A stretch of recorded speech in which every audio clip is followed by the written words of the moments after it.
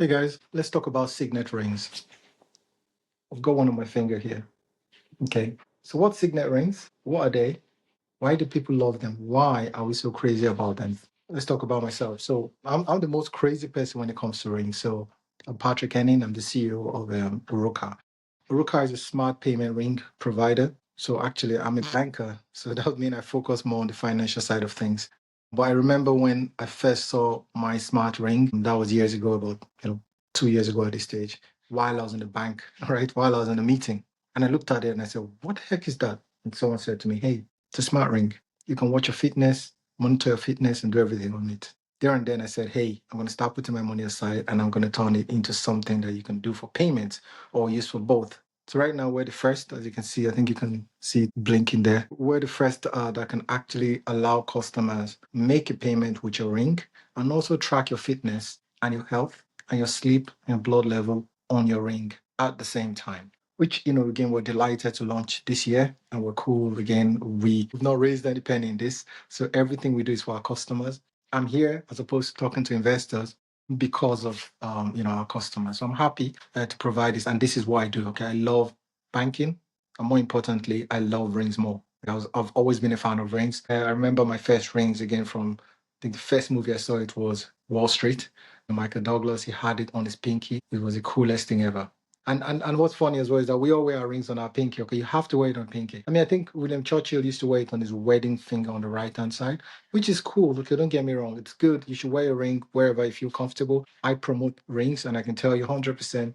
Please wear your rings where you feel most comfortable on any finger. No one can judge you on that. However, if you're going to wear a pinky ring, I'm going to go into the history. A pinky ring is actually more of a in your face kind of thing, right? These days, okay, from the Middle Ages, it's become more of a fashion ring, a strong statement, and for good reason, because that's the first thing anyone sees. You could see The Godfather, any of those movies, Lord of the Rings. It shows, right? As soon as you put your hand there, that's the first thing that people see.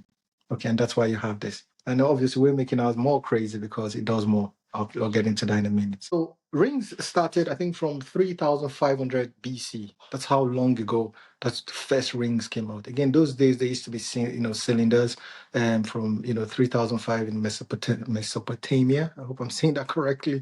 Correct me if I'm wrong. And they started from there. Now they used to be, as you say, it's called a signet ring, okay? And a signet ring basically is it's Latin, okay? It's Latin for sign, okay? What used to be for signatures, believe it or not. So those days, if you wanted to sign, okay, you'd use a ring and it becomes like a stamp that you just put into a wax, or you have your seal or your emblem for your family or for yourself, really, and you stamp it.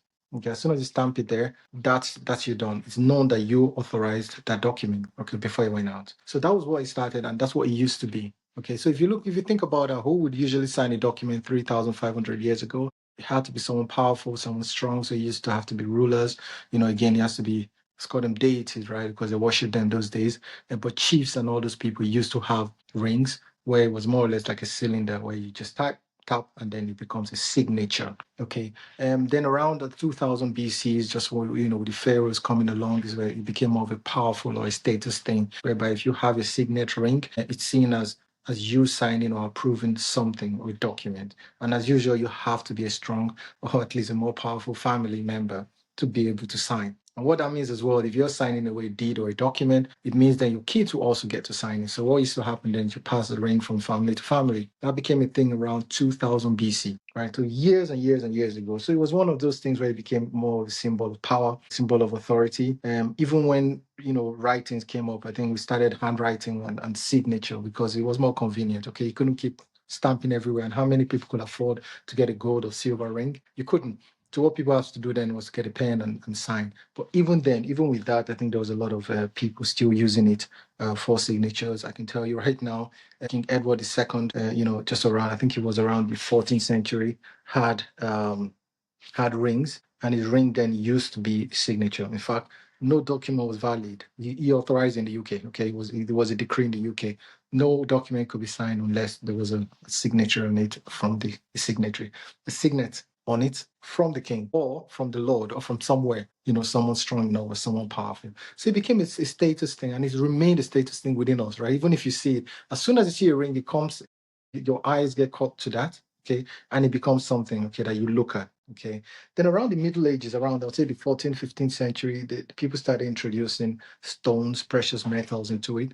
And it became something then that it became a bit more fashion related. Okay, so a lot of fashion, it started becoming more of a fashion thing where you wear it and people see it and you don't, okay, you still have to be powerful those days, but even up to now, right, you don't still have to be, but people assume that there's something behind it. If you have to wear your family, if you're wearing something in your finger, okay, that shows your family crest or symbolizes something, people assume your family is strong enough or important enough that you want to actually wear it with pride. Okay. And so again, the fashion aspect started coming around the Middle Ages, around the 14th, 15th century. And what will happen then is you can go in, and right now it's still the case, you'd have them in bronze, silver, gold, or you'd have a precious stone right in the middle of the ring. Okay. So that was the case, and that's been the growth of the years. Now it really catapulted to stardom, right?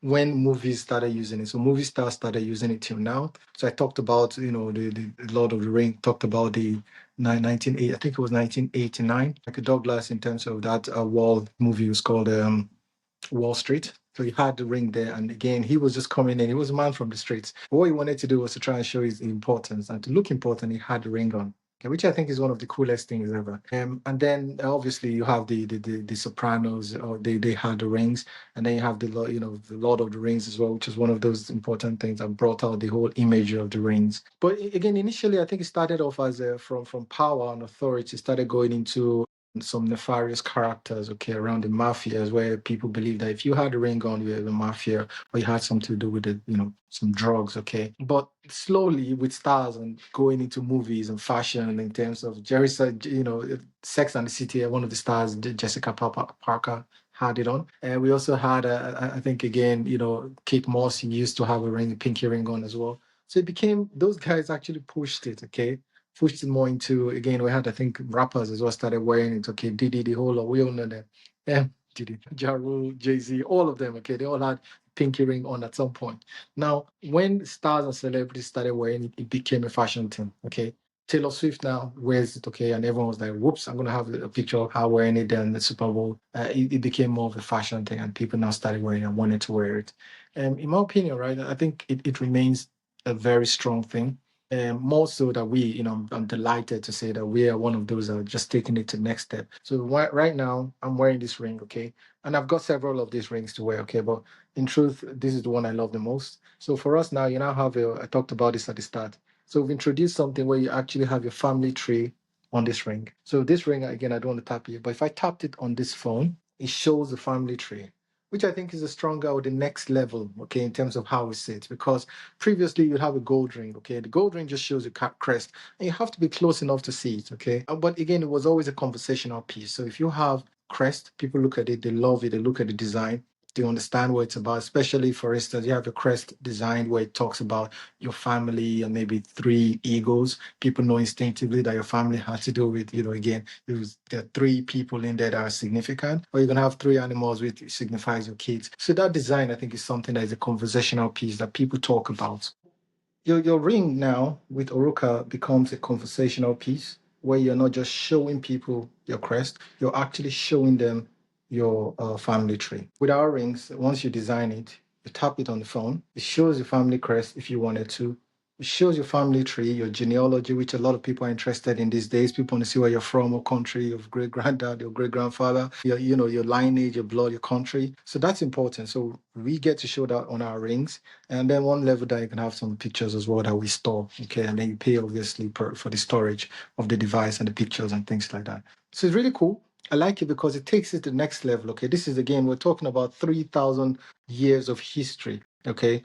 Over 3,000 years of history of signet rings. It's taken us close to 3,500 years to come up with this next level, which is basically having a smart ring. So I'm going to call it smart signet ring, which is what it is. It's a signet ring, but it's a smart ring. So we have this in, I have the ceramic one because it matches with my other rings. And I also have a gold one. So we have the gold one. The gold one is similar to any other signet ring.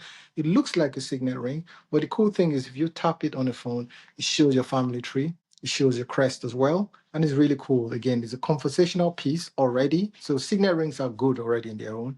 But what this does, then it takes to the next level where you can also share your genealogy. We have connections as well. We're talking to a lot of people in that. So it's very interesting. It's something we're excited about. It's something our customers have asked for. And then I'm happy to just show that as well. Again, I only say this because I'm a super fan of rings. I love rings. I grew up loving rings, and such that when the opportunity came up that I have my own company that actually does payment rings and smart rings, and I had to go into the Signet side. So if you see me around, just ask me to tap my ring or tap my bracelet. It has a story behind it. Okay. So take care, and I'll catch you in the next one.